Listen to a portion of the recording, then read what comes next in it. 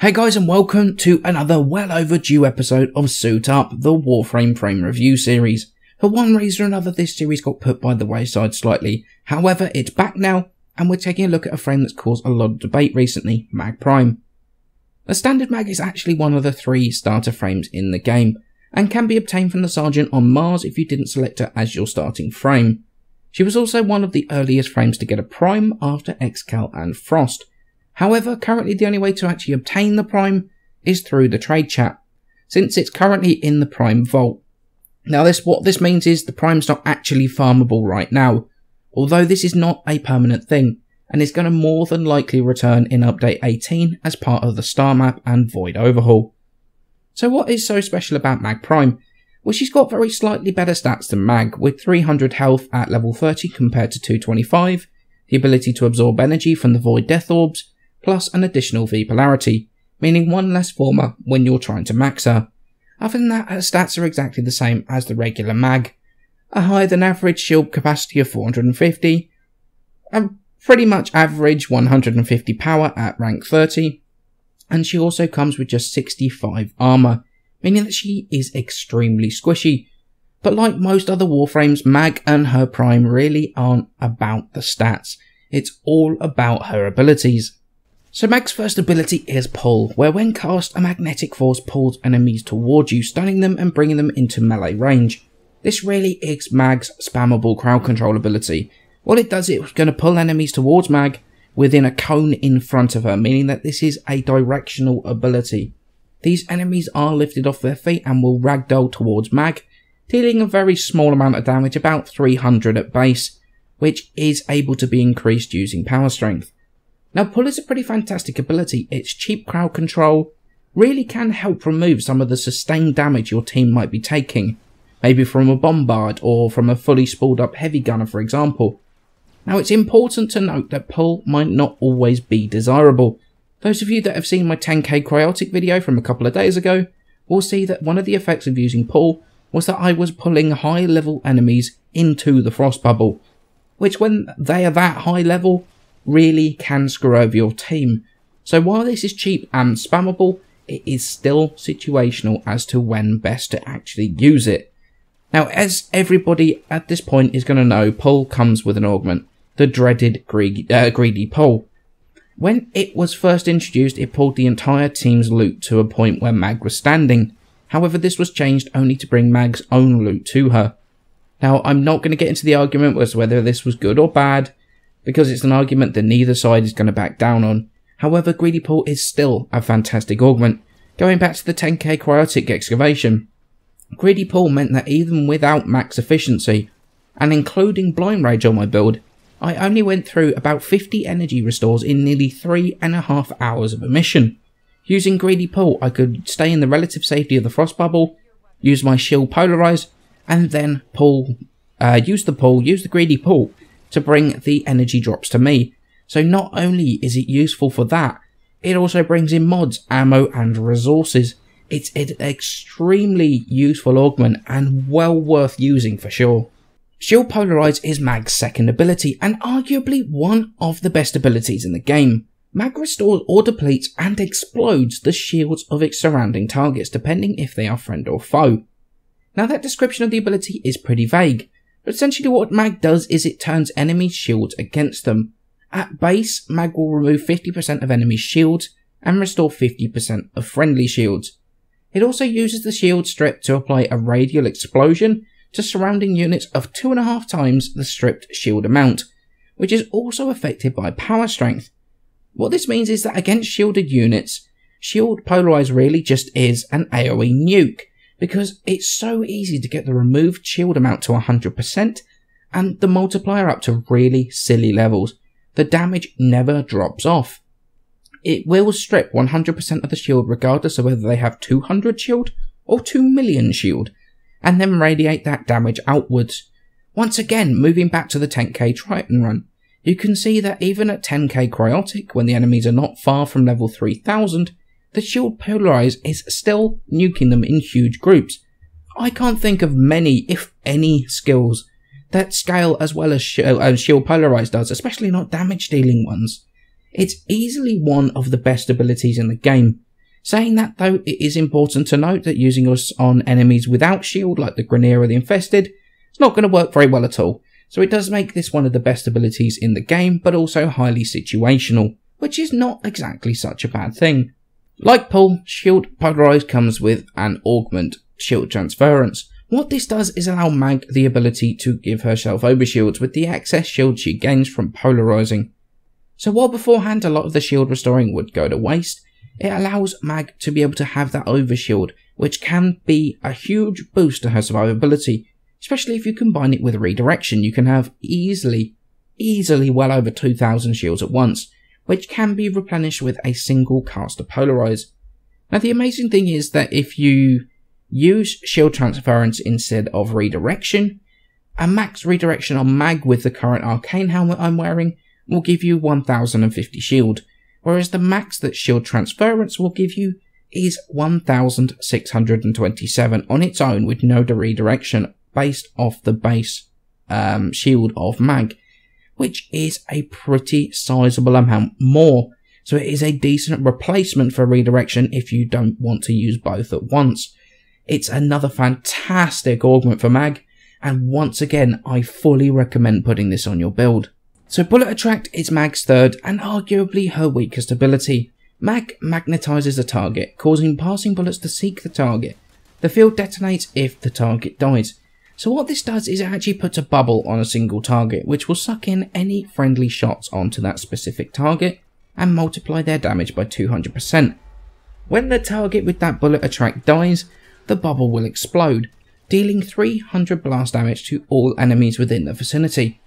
The main problem with Bullet Attract is it is not affected by power strength at all. So not only does the damage multiplier dealt to the target not go up, neither does that absolutely pathetic 300 blast damage. Not only that, but the field draws in all incoming fire to the body of the target, meaning it's very difficult to get anything like headshot multipliers whatsoever. In addition to that, it's the only ability on Mag that actually benefits from duration or needs duration. And since this is her weakest skill by far, most Mag builds, mine included, don't really focus on duration. And as such, Bullet Attract is just, it doesn't fit with the rest of the build. For the most part, unless you're doing boss runs or using weapons with insane spread like Detron or the Comb, Bullet Attract really isn't an ability that I go anywhere near, nor think it requires a specific build. It's just not good enough to warrant coming up with a completely separate build just for Bullet Attract. Mag's final ability is Crush, where Mag magnetizes the bones of nearby enemies, causing them to collapse upon themselves. Now this is a pretty simple ability really. Mag will cast a 3-stage Crush dealing 1000 magnetic damage over the 3 ticks, each tick dealing a third of the total damage. Enemies that enter the radius of Crush during one of the stages will be caught by the ability still and will be lifted up by it, but it will not take the full damage from the ability. Once all 3 stages of the ability are done, Mag drops the enemies, who are then knocked down. And that's pretty much it for this ability. It's not very complex, but it's definitely not bad. Obviously most factions are going to take reduced damage from the fact it's pure magnetic, and it's not a press 4 to clear a room like Miasma is, but has crowd control to stop a large volume of incoming fire from groups of enemies. It's extremely useful, plus the damage isn't half bad when you start putting power strength on. In fact, it becomes even more useful if you have synergy with someone like Nova, who can use M Prime, and then the enemies who are knocked down from Crush take a very long time to get back up again, further increasing the usefulness of the crowd control ability of Crush. Now in addition to being decent crowd control, Crush also comes with an augment, which reduces enemy armor by 50% and makes it impossible for enemies to move for 7 seconds.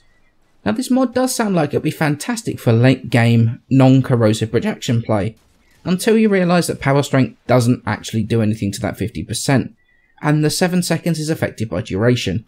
Since duration really isn't a feature on Mag's base abilities, most people run negative duration Mags, meaning that you need a completely different build to run this augment, where the other 2 augments just fit straight in.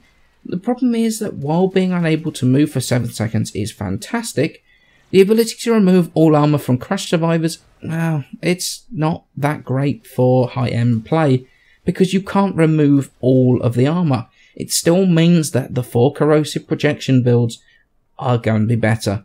And since most high-end missions are going to be running with those corrosive projections anyway, the armour reduction becomes a moot point since it doesn't do anything at all.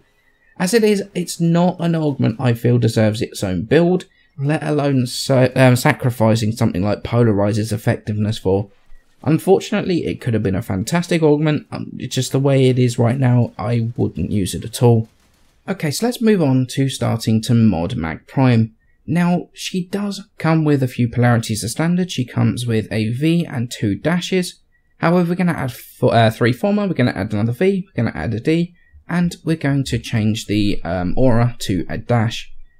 Now, in terms of I've only really got one build for Mag, and that is a build that really utilises and really focuses on her 1, 2, and 4 abilities, because I really dislike Bullet Attract. So for this build, we've got Energy Siphon. This is only really if you're going against Corpus. If you're going in the Void, you can obviously switch that out for Corrosive Projection. We've got Transient Fortitude and Intensify. Or if you're going really high level, which is what I did the other day, I switched that out for Blind Rage for the extra power strength. We've got Primed Flow in here. We've got only a max rank Fleeting Expertise for the efficiency. Because obviously if you combine that with Greedy Pull, you're pretty much always going to be in the... you're going to have energy anyway, so it's not too difficult to keep yourself topped up with energy, especially if you're only using Transient Fortitude and Intensify. We've also got Stretch and Overextended to make sure we've got the maximum range possible for the Shield Polarize. And also, obviously, that's going to affect Crush, and it's going to affect not only Pull, but Greedy Pull as well. And then, obviously, we've got Greedy Pull for pulling the pickups to Mag. And we've got Shield Transference, which is going to give the Overshields when you use the Shield Polarize. And we're using that instead of Redirection. Obviously, we've got the Exilus slot here unlocked as well. I've got Handspring in there at the moment. However, you could switch that out for like Lightning Dash or something if you want to. Personally, I love Handspring. Handspring is incredible. Being able to essentially be back on your feet almost before you've hit the floor is fantastic. And to be honest, I've never really felt the need to go for a build other than this. This has really been a very solid build for me. It's been through a couple of different iterations. It's not really changed that much. But yeah, this is pretty much my standard build. And this is the build that I ran this weekend, except I had the Blind Rage in there. And yeah, this is the one that was absolutely nuking, you know, level 3000 Corpus. So this is absolutely a fantastic build. And the Shield Transference was actually a recommendation in the comments of that Triton run. And I thank you so much for that, because I didn't actually realise just how good that was until it was recommended. So thank you very much for the recommendation there. So do I think that Mag Prime is worth the time and effort invested into maxing her? And the answer is yes, of course I do. Look, there has been far too much overreaction on the forums recently saying that Mag is useless now that Greedy Pull was changed. That is quite simply not true in the slightest. Mag is situational, I will concede that. She is only really effective against the shielded units, so against the Corpus, and in the Void she can be extremely useful as well, but not really against the Grineer and the Infested. But to be honest, is there anything wrong with that? Do we need to have every frame usable and good in every situation, instead of being absolutely incredible, outstanding, top of the class in a specific area? And the answer is no, I don't think there is anything wrong with that. I challenge you to find a single frame that can press one button and nuke an entire group of level 3000 Corpus in one go.